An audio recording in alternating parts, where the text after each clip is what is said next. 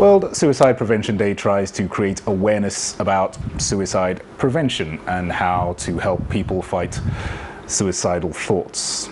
Observed on the 10th of September every year, the day is organized by the International Association for Suicide Prevention. It is an opportunity to raise awareness all across the world that suicide can be prevented.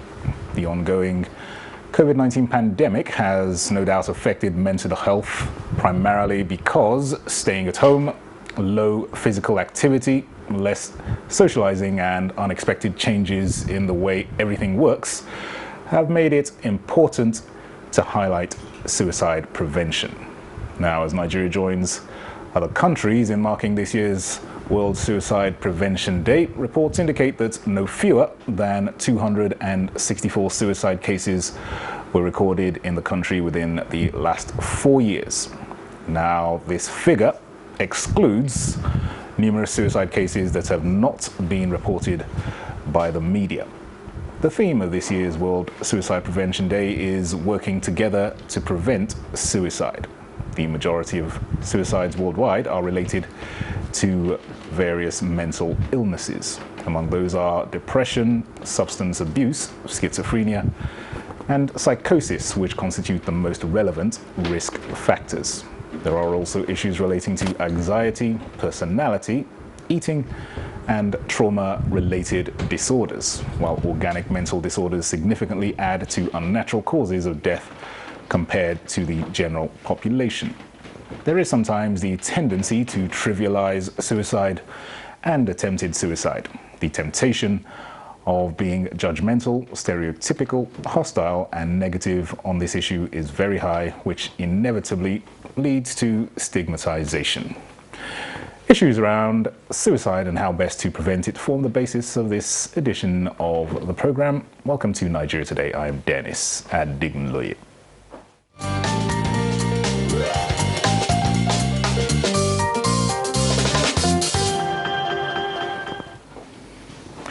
All right, joining me to speak on the issue of suicide prevention in Nigeria is Chinyerugo Udensi. She is a clinical psychologist and a member of the NIM Foundation. You're very welcome to Nigeria Today. Thank you for having me. All right, and also joining us via Zoom from Ibadan is Dr. Jibril Abdul Malik, a consultant psychiatrist and founder Asido Foundation. You're welcome to the program. Thank you very much. Good evening, viewers at home. All right. Let me start with our guest in the studio, Dr. or should I say Chinyerugo Udensi, clinical psychologist. Suicide represents a major societal and health challenge. What can you tell us in regards to statistics in Nigeria when it comes to suicide cases? Yeah. One of the challenges we have when it comes to statistics in Nigeria is we pretty much don't really have it. A lot of the research that you see would be referring to the WHO research that was done a few years ago, and it places Nigeria as the 7th highest in Africa. So we don't actually have quite a significant or a well-grounded research that gives us numbers as to the people that are, committing suicide. But we know that every day, either via media or via any form of communication, there are people who are taking their lives. And one person taking their life is just one too many. Yeah. Exactly. Absolutely. In your experience, what kind of issues will somebody have to be facing in their lives to give them the thought that they feel that there's no other way out, that I need to end my life? So I like to look at them as risk factors because we know that there really isn't any cause and effect when it comes to suicide, and what causes people are, is not directly related.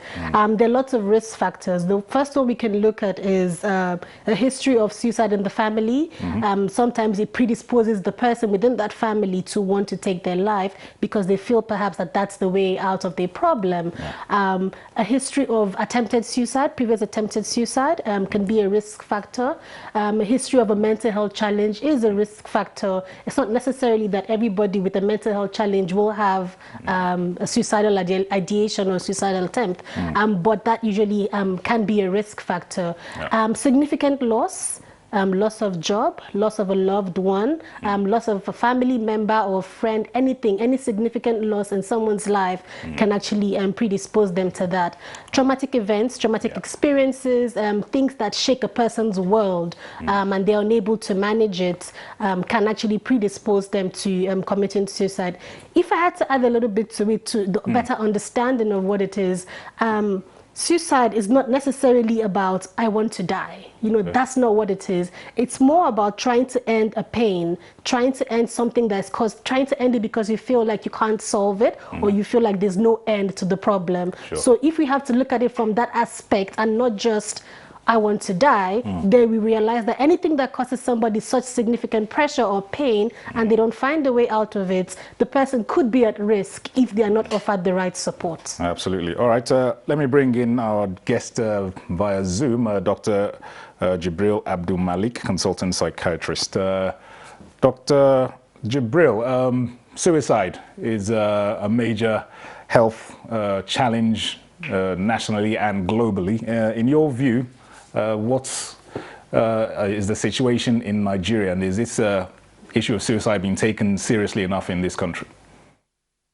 Right. Thank you very much. And I want to say that it's a big problem globally as well as in Nigeria, and it certainly is not being taken seriously enough in our country.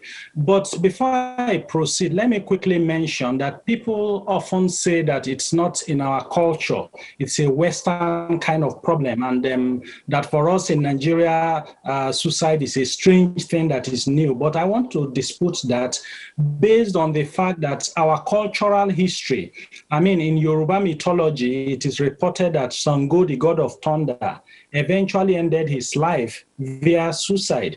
And in the popular book Things Fall Apart, written by Chinua Achebe, the major protagonist in the book, Okonkwo, eventually also ended up taking his own life via suicide as a means of escaping the public humiliation. So if these concepts are completely strange to our culture, we will not find them depicted in our history, in our mythology. So they are not strange things happening in our society. It's always been there. It's a feature of every society. But maybe because of more social media reporting now, we are more aware, we are more sensitized to it. But with respect to activities of recognizing that it's a public health emergency, I think we are still not there yet. And that's why I'm happy that NTA and other media practitioners are beginning to use this opportunity to focus attention on the problem so that hopefully we'll begin to take it seriously and be proactive in addressing it in our society. Sure, Dr. Jibril, apart from the cultural beliefs among Nigerians regarding suicide, what other issues would you say have caused this issue to be not so much on the front burner? And how would you recommend that these issues be addressed and challenged? Right, thank you very much. I think some of the challenges we have is that in our society generally, there's a lot of ignorance, shame, misconceptions, as well as stigma associated with everything mental health or mental illness related. And as my colleague, Ms. Udensi, had already mentioned earlier, we know that a major risk factor for suicide is mental health, mental illness. And in as high as 80 to 90% in some reports, there will be a background mental illness in the picture, commonly depression. And for us, because of our cultural disposition, our religious approach to issues, and the shame and lack of understanding, clarity about mental illness, people tend to think that, oh, if you are having a mental health problem, is because your faith is not strong enough, is because it's a spiritual attack from enemies. And so we tend to hide it. So even the affected families are embarrassed and they are ashamed and they don't want to come up openly to admit that they have someone suffering from this problem. And a problem that you are hiding and burying, how do you get the help you need for it? So these are some of the problems that we have in our society that makes it difficult for us to have effective suicide prevention. And that is what the World Suicide Prevention Day is aiming to achieve, to promote awareness so that we stop the unnecessary loss of precious human lives. It is preventable. That's why there's a World Suicide Prevention Day. But you can't intervene for a problem that people are hiding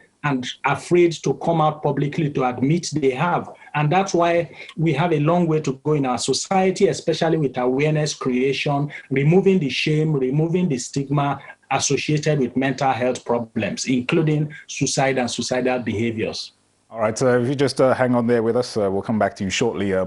This issue of stigmatization is certainly no doubt a clog in the wheel of the progress of making this issue of suicide bring it to the forefront of national consciousness. So what's your take on how to break down this cog of stigmatization? You know, it's quite unfortunate that the stigmatization on all mental health challenges. Suicide is quite a very, very serious one, like we've heard from Dr. Abdulmalik.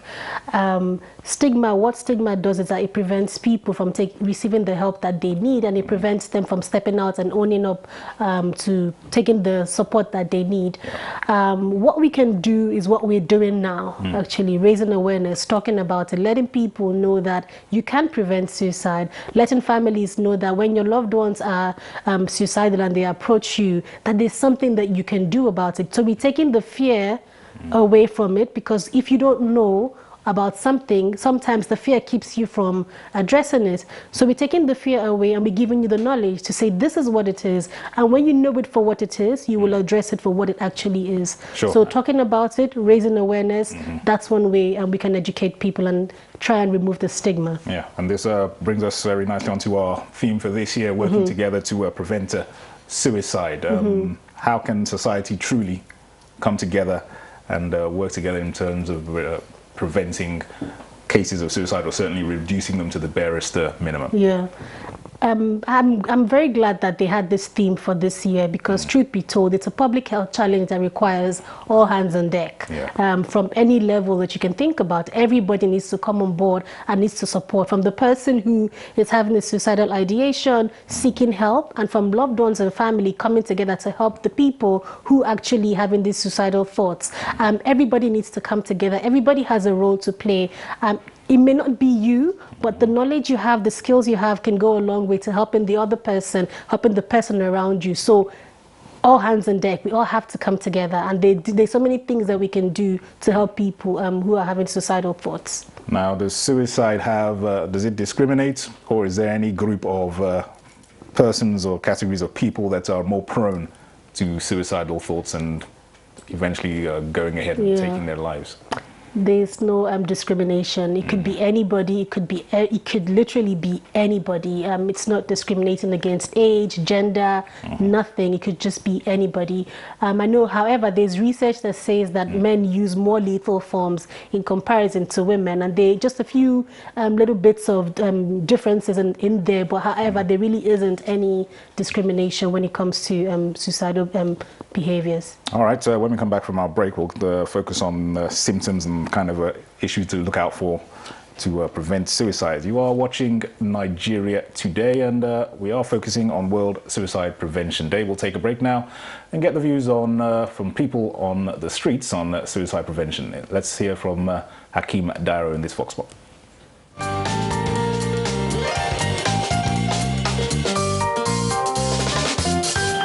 Somebody will commit suicide, he will kill himself because of he will not have any financial problem and nobody to assist him.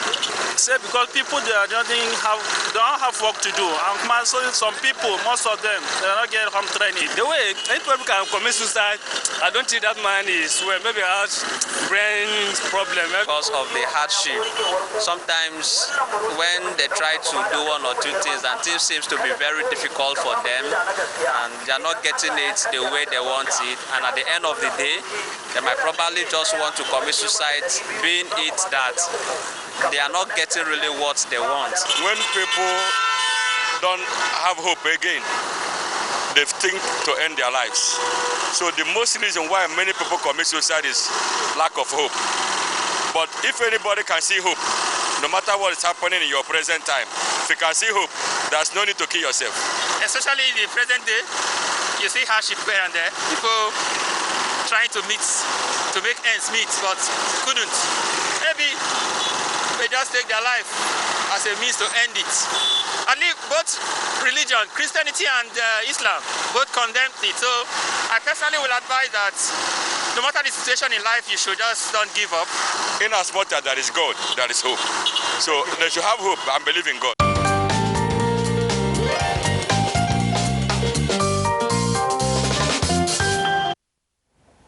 All right, some views of some Nigerians there on the issue of suicide and suicide prevention. Welcome back to the program. If you are just joining us, we are discussing World Suicide Prevention Day. Our guests are Chinyerugo Udensi, clinical psychologist and member of the NEEM Foundation, as well as via Zoom, Dr. Jibril Abdul Malik, consultant psychiatrist and founder at CIDO Foundation. Dr. Jibril, let me come back to you now.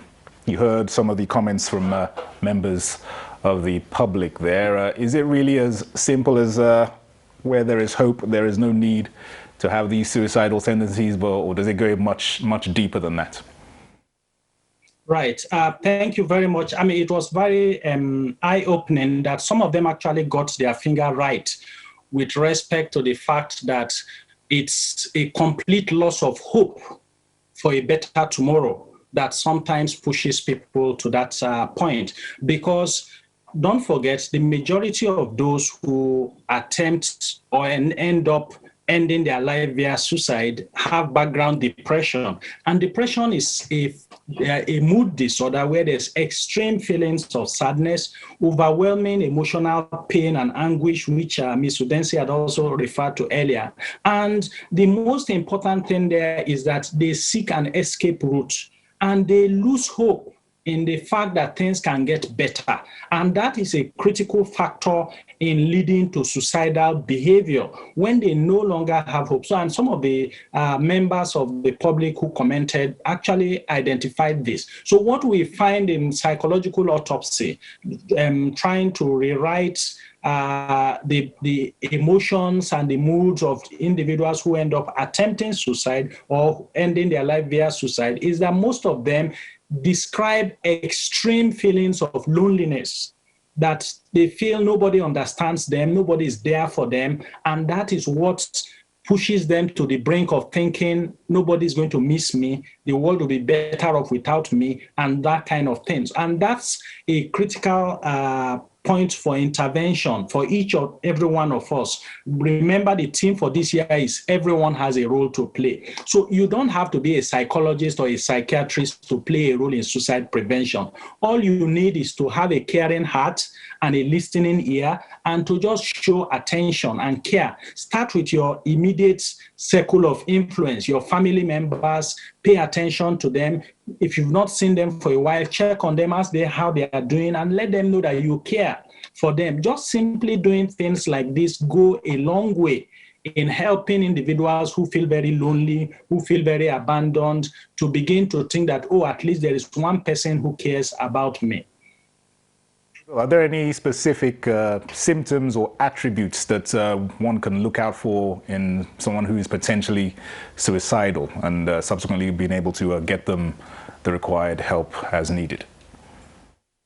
Oh, yes. I mean, what you tend to see is that the individual becomes extremely sad and gloomy and unhappy, miserable, or they may begin to make statements that make you wonder, like, oh, if when I'm no longer here, or you'll be better off without me. These kind of statements that should give you pause, right, to consider, why are you talking this way, right? And then individuals who have suffered significant loss, either loss of a very close loved ones or significant financial or major loss or bereavement, and those who have attempted suicide in the past, those who have impulsive behavior, that we know that they don't usually think things through most of the time. They're usually very impulsive. These are symptoms or signs that you can use to predict that this individual may be at high risk of attempting suicide. When they begin to express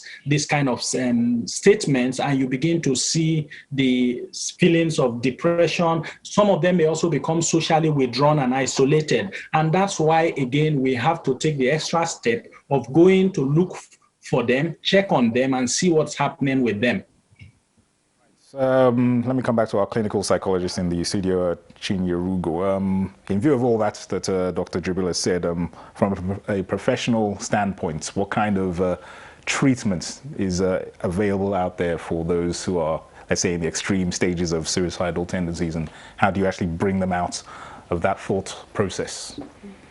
So when somebody has gone to a part where they are suicidal and it's your loved one, I think the first step that what an everyday person can do before you even get to a part of looking for a mental health practitioner, the everyday person, you just want to ask them questions and allow them to talk and listen to them.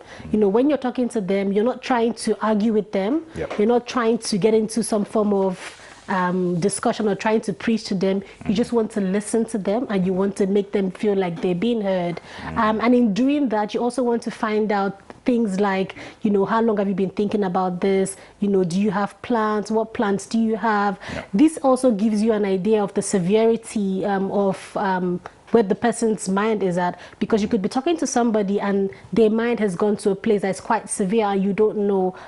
So asking them these questions gives you an understanding of what's going on. And it's very important for you to take it serious. You know, take it very, even if they're smiling and they're saying these things to you, take it serious and listen to them. Because there's a lot more that you can hear when you listen to someone actively. Then refer them to a mental health practitioner. There are lots of healthcare hotlines available. Once you put it on on the Google search, you can find like a hotline available that the person can call or speak to, and those are like immediate supports that the person can get till they're at least able to calm them down a little bit more, or let's say, for lack of better words, stabilize them a little bit. And then once they be stable, it's very, very important to actually refer them to a mental health practitioner. You want to stay with them also till they're a bit more enhanced, where they can get some form of 2-to-1 or one-on-one, you know, hands-on. Someone has to be there with them. You don't have to leave them till they're a bit able to begin to now start the process of talking to a psychologist or talking to a psychiatrist about what's going on in their minds. All right. Okay. Dr. Jibril, for the most part of this year, we've been in the grip of COVID-19, this pandemic that is not going away anytime soon. How has this dynamic affected, positively or otherwise, the issue of suicide generally around the world and in Nigeria specifically? Right. Very much. Part of the problems we have with Nigeria is the paucity of data and the very poor documentation habits we have, which Ms. Udensi referred to at the beginning of this program. So while we do not have reliable figures as to suicide rates pre-COVID and during COVID in Nigeria, what we know globally is that mental health problems have increased, suicide rates have increased, including among health professionals. I mean, in New York, in Russia, in South Africa, in several countries, there have been reports of healthcare practitioners, frontline healthcare workers looking after COVID-19 patients who themselves have become so emotionally distraught that they've actually ended their own lives. So we know that the intense emotional pressure of COVID-19 pandemic, the uncertainty, the feeling of hopelessness and helplessness, because nobody can say for sure when this will end, and the impact it has had in terms of finances, in terms of day-to-day normal life as we used to know it, has been immense. In terms of that, has really stretched our resilience, our coping strategies. So we know that it has had a lot of mental health, negative mental health impact. We also know that it has caused a spike in suicide rates globally, but unfortunately, we cannot give specifics for the rates in Nigeria. But what we will keep saying is that considering that there's a lot of mental health problems at the back pushing or leading towards suicidal behavior.